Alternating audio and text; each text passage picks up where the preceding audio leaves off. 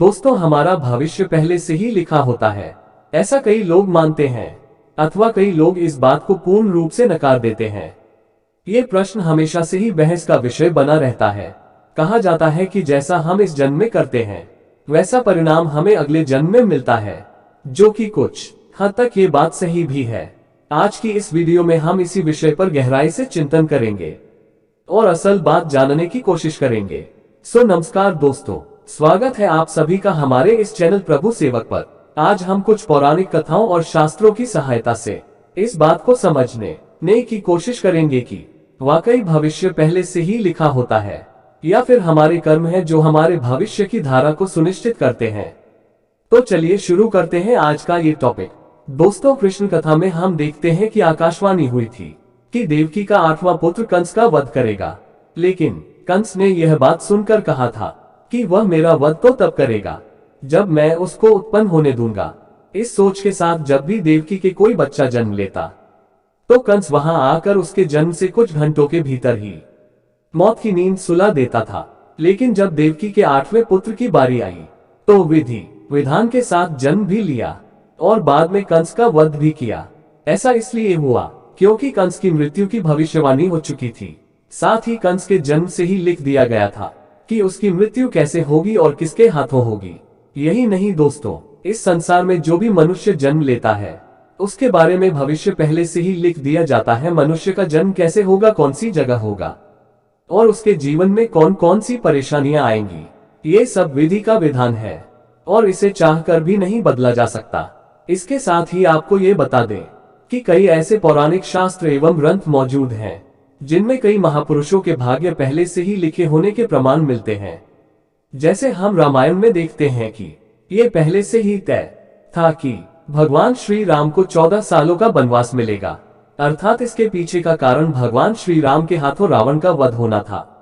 इससे आप ही सोचो कि अगर माता कैकेयी मंथरा के बहकावे में न आती, न ही श्री राम को माता सीता के साथ वनवास के लिए जाना पड़ता, तो सोचिए रावण का वध श्री राम के हाथों कैसे संभव होगा। ये सब कैसे होना था, ये सब पहले से लिखा जा चुका था। इसी तरह हर एक प्राणी का भाग्य लिखा जा चुका है। हम सब नाटक के छोटे से पात्र हैं जिनका किसी न किसी उद्देश्य के चलते इस संसार में जन्म हुआ है। लेकिन ये बात भी गलत नहीं है कि आपकी किस्मत आपके कर्मों पर आधारित है।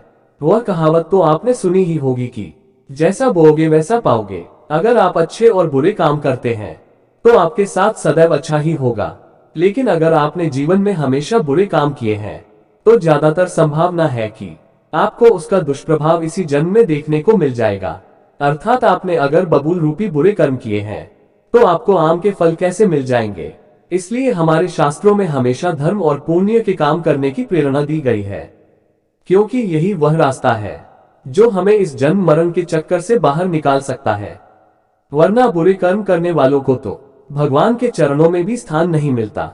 यही नहीं दोस्तों, तुलसीदास जी ने भी इस बात को स्पष्ट रूप से एक चौपाई में कहा है कि कर्म ही प्रधान है, यानी कि जैसा मनुष्य कार्य करेगा वैसा उससे फल मिल जाएगा। इसी के साथ एक ये बात सामने आती है कि पांडु पुत्र अर्जुन के हाथों कर्ण का वध हुआ था।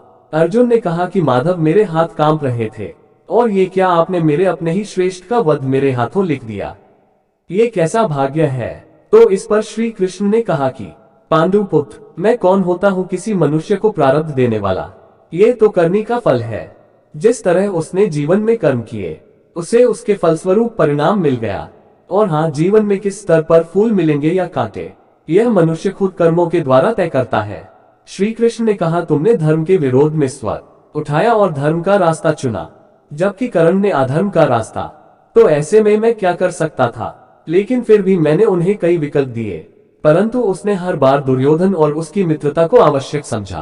भागवत गीता के इस अध्याय में हमें ये सीखने को मिलता है कि भगवान हमें कुछ अवसर जरूर देता है जिससे कि हम अपने किए गए बुरे कर्मों का पश्चाताप करके सही राह पर आ सकते हैं।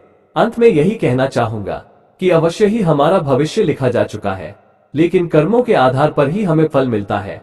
और हम अगर अच्छे कर्म करेंगे तो जीवन को शांतिपूर्वक सुख समृद्धि प्राप्त करते हुए व्यतीत करेंगे। अन्यथा बुरे कर्म करने पर तो इसी जन्म में ही हमें उसके दुष्प्रभाव देखने को मिल जाएंगे और उसका प्रभाव निश्चित रूप से अगले जन्म पर भी जरूर पड़ेगा। आज के लिए इतना ही। मिलते हैं अगली वीडियो में। अगर आपने अभी तक चैनल को लाइक और सब्सक्राइब नहीं किया है तो करिए, जिससे आपको नई वीडियो का नोटिफिकेशन मिलता रहे। तब तक के लिए जय श्री राम दोस्तों।